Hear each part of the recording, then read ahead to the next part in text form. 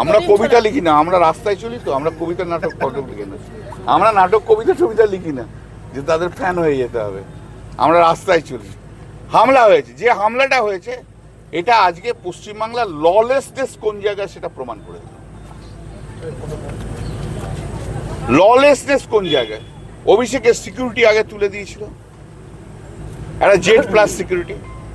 অভিষেক চোখে তো জানেন অপারেশন, চোখ সুস্থ চোখ নয়, আজ তাকে সেইখানে আঘাত করা হয়েছে। চোখকে উদ্দেশ্য করে ডিম ছোড়া হয়েছে, ইট ছোড়া হয়েছে।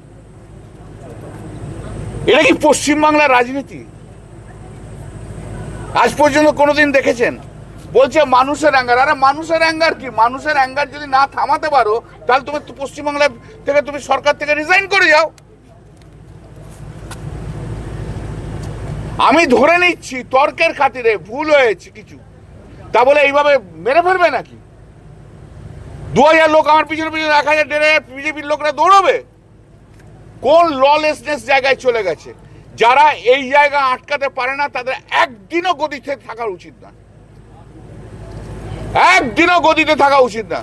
দে শুড লিভ। অপদার্থ মুখ্যমন্ত্রী একটা, ভিন্ডিকটিভ মুখ্যমন্ত্রী একটা,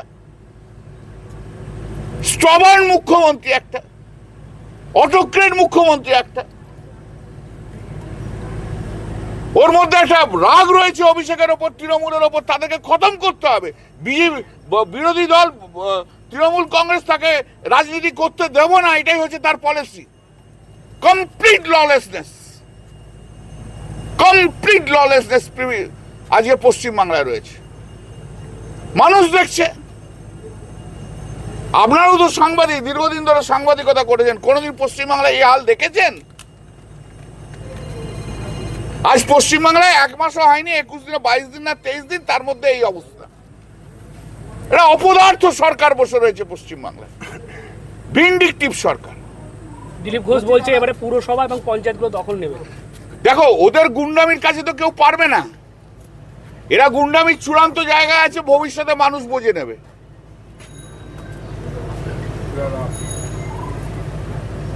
এই গুন্ডামির কাছে তো পারবে না। মানুষের আন্দোলন চলবে, আমাদের আন্দোলন চলবে। লুটে পুটে কয়েকদিন নিতে পারো, রাখতে পারবে না ভাই। বা এসেছে, সে সরকার এসেই যে ব্যর্থ হচ্ছে তার প্রমাণ করছে। কেন? তার কর্ম অবশ্যই ভুল করেছে, অনেক জানি, তার জন্য হয়তো স্লোগানে অনেক কিছু বলেছে, সেটা ভিন্ন বিষয়। কিন্তু কারো গায়ে হাত তোলা এটা আইনের দিক দিয়ে কিন্তু অপরাধ, এবং সেই জন্য এমপি, তো একটা এমপির গায়ে হাত তুললো, এটা যেমন বাংলার আইন ব্যবস্থাকে প্রশ্নচিহ্ন করছে, বর্তমান শাসককে প্রশ্নচিহ্ন করছে, পাশাপাশি এটা সংবিধান বিরোধী, আইনকে হাতে নেবার কারো অধিকার নেই। তো এটা জঘন্যতম অন্যায়। অবশ্যই যারা এই কাজ করেছে তাদের বিরুদ্ধে ব্যবস্থা নেওয়া দরকার আমি মনে করি। দেখুন, কার কি রুচি সেটা তার কাছে, তবে বিগত দিনে আমার ধর্মীয় ঈদুল আজহা বা ঈদুল ফিতর উপলক্ষ করে যে রেড রোডে নামাজ হতো, সেখানে গিয়ে অন্য ধর্মের মানুষ যে আমার নামাজকে বিশ্বাসী নয়, সেখানে গিয়ে যে হুড়োহুড়ি করতো, আমি মনে করি এটা রাজনীতির ফায়দা নেবার জন্য করতো। আমার ধর্মকে নিয়ে কেউ এটা করুক, যেমন পছন্দ করি না। পাশাপাশি আমার ধর্মীয় স্বাধীনতাকে কেউ যদি হরণ করে, সেটাকেও আমি পছন্দ করি না। আর রইল এবারে কেউ বর্তমান মুখ্যমন্ত্রী, সে মায়াপুরে গিয়ে গরু পুজো করবে না কি করবে, সেটা তার রুচি, তার ভক্তি, তার বিশ্বাস, তার আস্থা তার কাছে। কারো ধর্মীয় বিষয়ে আমি কোনো কথা বলতে চাই না। কিন্তু বর্তমান গরুকে নিয়ে যে ধর্মের সুশ্রীদের রাজনীতি হচ্ছে, এটাকে কিন্তু একটু বোঝা দরকার। কেন? বিজেপি শাসিত রাজ্যগুলোতেই গো হত্যা বা গরুর গোশতকে বিদেশে পার্সেল করে বিক্রি করাটা বিজেপি শাসিত রাজ্যগুলোতেই বেশি হচ্ছে। তার মধ্যে উত্তরপ্রদেশ আছে, মহারাষ্ট্র আছে, তো সেইগুলোতেই বেশি করে হচ্ছে। তো বর্তমান এই রাজ্যে 79 বছর কেটে যাওয়ার পর এই প্রথম বিজেপি আসলো স্বাধীনতার পর থেকে। তো আমার কোনো এক জায়গায় মনে হচ্ছে এই বিজেপি শাসিত পশ্চিমবাংলাতেও যাতে করে বোম্বাই, উত্তরপ্রদেশের মতো এখান থেকেও যাতে গরুর গোশত এক্সপোর্ট করা যায়, তাই হয়তো কোনো একটা ষড়যন্ত্র হতে পারে। সেটা আগে গিয়ে আরও দেখতে হবে। তবে গরুকে নিয়ে রাজনীতি এবং যে নাটক চলছে, এটা একটু বোঝার বিষয়। এতদিন লক্ষ্মী ভান্ডার নামে একটা প্রকল্প ছিল, সেটাকে নাম চেঞ্জ করে এখন অন্নপূর্ণা ভান্ডার করা হয়েছে, কিন্তু তাতে দেখা যাচ্ছে যে 12 পৃষ্ঠা একটা ফর্ম দিয়েছে। এতে করে কি মানে ফর্ম ফিল আপ করে এতে করে কি মানুষ ক্ষতিগ্রস্ত হতে পারে, কি মনে হচ্ছে? আমি মনে করি এটা একটা নাগরিকের টোটাল ডাটাটাকে নিতে চাইছে, নিয়ে পরবর্তীতে কোনো একটা চক্রান্ত হলেও হতে পারে। দ্বিতীয় নম্বর হচ্ছে এই 12 পৃষ্ঠা ফর্ম দিয়ে হয়তো বকলমে এমনটাও হতে পারে যে অন্নপূর্ণা ভান্ডার দেব না, তার একটা প্ল্যান পরিকল্পনা, যে তোরা ফর্ম ফিল আপও করতে পারবি না আর আমি দেবো না, এরকম কিছু একটা হতে পারে। বিজেপি সরকার আসার পর একদিকে দেখতে পাচ্ছি আমরা বুলডোজার রাজনীতি চলছে, অন্যদিকে গরুর বিষয় নিয়ে মানুষের পেটে লাথি দিচ্ছে, এই বিষয়ে কি বলবেন? দেখুন, বিজেপি যে ওয়াদা করেছিল গ্যাসের দাম কমবে, তেলের দাম কমবে, আরও যা ওয়াদা করেছিল ভোট নিবার আগে, সেই ওয়াদাগুলো এখনও একটা ফুলফিল হয়নি, একটা কাজ শুরু করেনি। এই দিক থেকে মাইন্ডকে ডাইভার্ট করার জন্য এই সব হুড়োহুড়ি হচ্ছে। অন্য রাজ্যেতেও যেসব হুড়োহুড়িগুলো চালাচ্ছে শুধুমাত্র মানুষকে মূল যে মানুষের অধিকার, সেই অধিকার থেকে মানুষের মাইন্ডকে ডাইভার্ট করে দিয়ে একটা এই ধর্ম ভাঙচুর এইসব নিয়ে চলছে। তবে আমি নিন্দা জানাই, একটা শাসক 15-20 দিন এসে 15-20টা লোকের কর্মসংস্থান করা ছেড়ে দিয়ে 2-3 লক্ষ লোকের কর্মসংস্থানের পেটের রুজিতে লাথি মারছে, এর চেয়ে বড় জঘন্য নোংরা আর কি হতে পারে? এটাকে ধিক্কার জানাচ্ছে। এসআইআর নিয়ে অনেকে বিভ্রান্ত হচ্ছে যে সকলকে বাংলাদেশে পাঠিয়ে দেওয়া হবে, এরকম সুপ্রিম কোর্ট যে রায় দিয়েছে যে ভোটার লিস্টে নাম থাকা আর ভারতের নাগরিকত্ব হওয়াতে মাতে এর সাথে কোনো সংযোগ নয়, মানে কোনো ব্যাপারটা নয়, কিন্তু এটা একটা উড়ো আওয়াজ চলছে। আর পিছনে এটাও বলতে পারে কিছু লোক গাইজুয়ারি দেখাচ্ছে, জুলুম করছে, ওই ভয় আতঙ্কর মহল একটা তৈরি করতে চাইছে। কেন এরা যে জুলুমটা করবে, সেই জুলুমে যদি মানুষ আতঙ্ক না খেয়ে থাকে তাহলে অন্যায়ের বিরুদ্ধে জোট বাঁধবে। তাই মানুষকে ভয় দেখাও, আতঙ্কের মধ্যে নিয়ে আসো, যাতে আমাদের জুলুমের বিরুদ্ধে মানুষ মুখ না খোলে, সে আতঙ্কটা তৈরি করতে চাইছে। নওশাদ সিদ্দিকী বিধানসভায় ঘর পেয়েছে, তারপরে বিজেপির দালাল বলে আখ্যা দিচ্ছে, টিএমসির বিধায়কদের ঘর দেওয়া হয়নি বলে তারাই আখ্যা দিচ্ছে, কি বলবেন?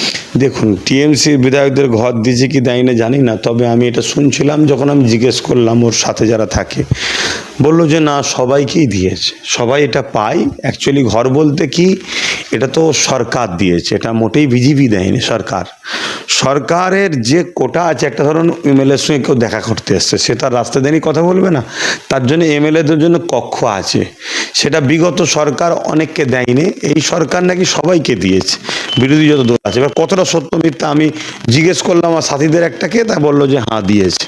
দ্বিতীয় নম্বর কথা হচ্ছে, শাসককে দেয়নি, শাসকের সঙ্গে ব্যক্তিগতভাবে শুভেন্দু অধিকারী যে আজকে বর্তমান মুখ্যমন্ত্রী হয়েছে, একটা বিরাট লড়াই আছে, সেই লড়াইয়ের আক্রোশ মেটাতে পারে। আর দিয়েছে কি দেয়নি সেটা আরও তদন্ত সাপেক্ষ। আমি যতটুকু জানি বিরোধী দলও যারা হবে তাদেরকে সবাইকে এটা পাবে, এটা নিয়ম, তো সেই জায়গায় তাদেরকে দিতে বাধ্য।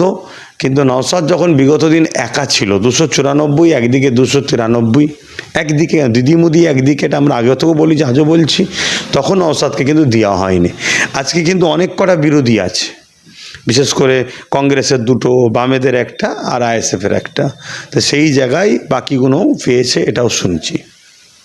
ইমাম, মুয়াজ্জিন এবং পুরোহিত ভাতা বন্ধ করে দেওয়া হলো, সেই টাকা নিয়ে শিক্ষার কাজে ব্যয় করা হবে।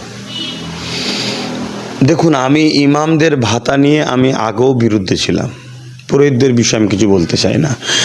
একজন ধর্মগুরু হিসাবে ইসলাম ধর্মের আমি মনে করি ইমামদের ঘরে এই ভাতা যে মুয়াজ্জিন দেওয়া হয়, এটা তাদেরকে ভিক্ষা স্বরূপ দিয়ে তাদেরকে ছোট করা হচ্ছিল, এবং তাদের দ্বারাই আস্তে আস্তে অনেক এমন কিছু কাজ করানোর জন্য নিয়ে যাচ্ছিল, তারা সেই জায়গায় তারা বাধ্য হয়ে যাচ্ছিল, যেটা মোটেও উচিত নয়। দ্বিতীয় নম্বর কথা হচ্ছে, আমাদের দাবি ছিল বা আজও আছে, ইমামদের ঘরে ভাতা নয়, মাইনে চালু করা দরকার। যে কোনো ধর্মের যারা কাজ করছে, ধর্মগুরু, কেন দেশ রুজি রুটি শিক্ষা স্বাস্থ্য দিতে হবে, ইমাম একটা সম্মানীয় ব্যক্তি, তাদেরকে এই মাইনে সিস্টেম চালু করুক তাদের অকাপ সম্পত্তি থেকে। সরকারের দয়াতে আমরা চাই না, আমাদেরই যে অকাপ সম্পত্তি আছে, যেটাকে লুটে পুটে সবাই খাচ্ছে, তো এই সরকার যে এসেছে তার কাছেও আমাদের দাবি যে ইমামদের মাইনে চালু করা হোক, অকাপের টাকা থেকে, আমাদের সম্পদ থেকে। আর দ্বিতীয় নম্বর কথা হলো, এই টাকা থেকে শিক্ষা প্রতিষ্ঠান চালানো হবে।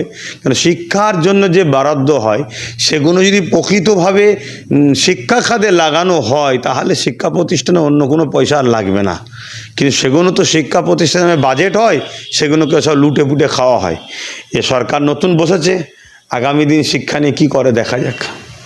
আমরা দেখতে পাচ্ছি এয়ারপোর্টের ভিতরে একটা মসজিদ আছে, সেই মসজিদটাকে ভাঙার চেষ্টা করছে নতুন যে সরকার, সেই সরকার।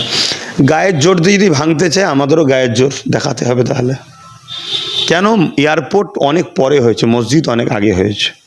কিন্তু দুঃখের বিষয় আমার কমের মধ্যে ঐক্য নেই।